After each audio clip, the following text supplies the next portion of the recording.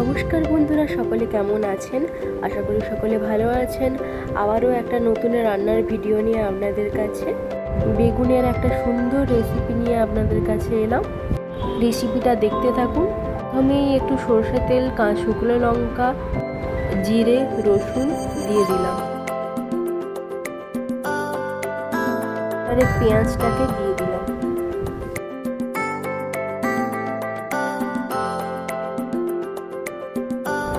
এবারে কেটে রাখা বেগুনগুলোকে দিয়ে দিলাম।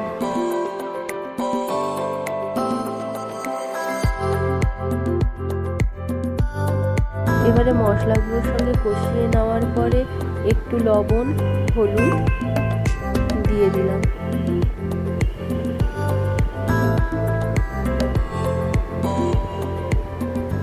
এবারে একটু চাপা দিয়ে নামিয়ে নেওয়ার পরেই আমাদের বেগুনের সুন্দর রেসিপিটি কমপ্লিট।